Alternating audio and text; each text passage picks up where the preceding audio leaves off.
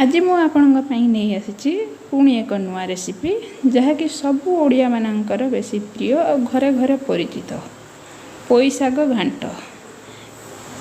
देखिपे ये आमर घांटटी प्रस्तुत हो सारी। चलतु डेरी नक रेसिपी टी स्टार्ट करवा। नमस्कार, सस्मिता श्रेयांश चैनल में आपण मानक बहुत बहुत स्वागत। देखिपे ये पुई शाग को भलसे धोईकी काटी नहीं जाइए। एठी मु सब परिया को भी धोई देछि। छोट छोट पीस रे बोईतालु आलू नाड़ी पुई नाड़ी को छोट छोट पीस करके काटिकी नहीं जाइए।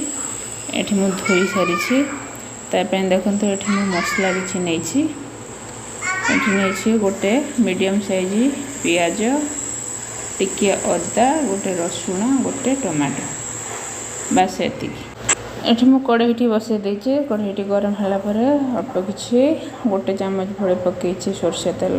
तापर जो परिया काटिकी रखिथिले ताको सेथिरे पके देछि कढ़ई रे।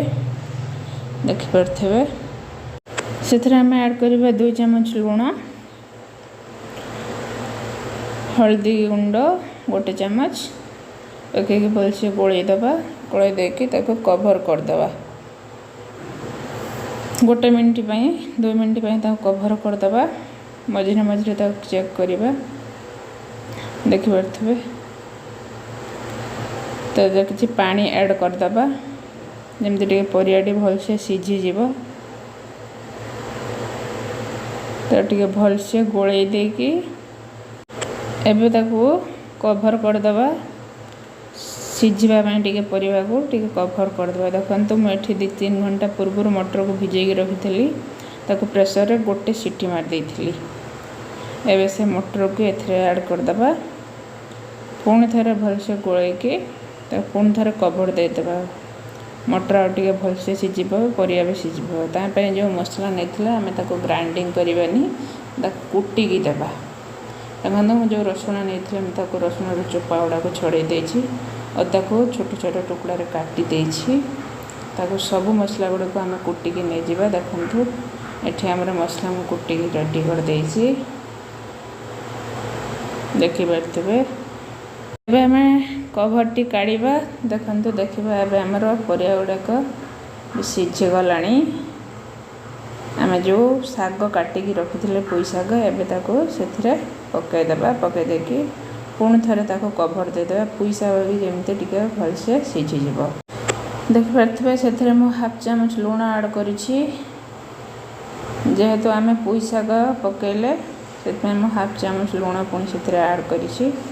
ताको टिके भलसे गोलई देबा। गोलई देके पुणी टिके कवर देदेबा जमती पुई शाग पर सब भलसे टिके सीझीज।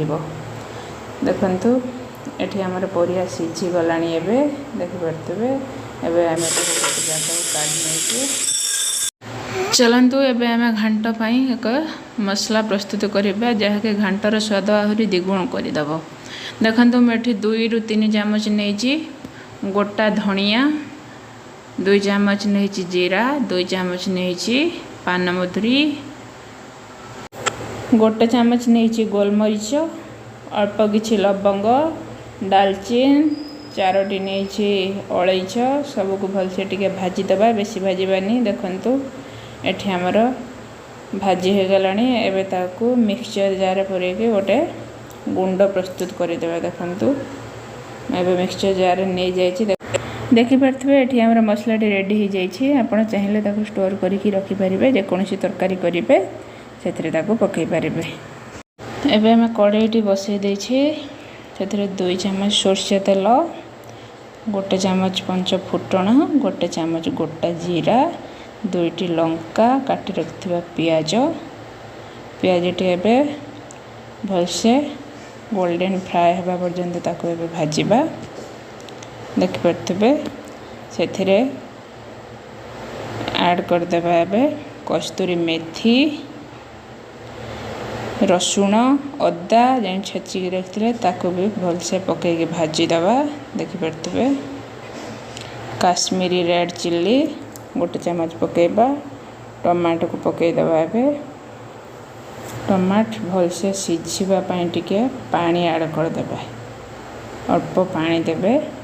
देखिपे मसला गुड़ा जमी भल से सीझीज। गैस टी को मीडियम फ्लेम रे रखिए, मीडियम टू हाई फ्लेम रे। देखिपे मझे मझे ढांकणा काढ़ी ताको भलसे टिके गोलेबे, नहले मसला तली लग जाई पारे। देखिपे एठी हमर पानी सुखी गलानी।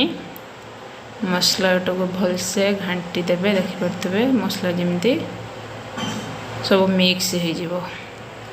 एठी हमर मसला मिक्स हो गला।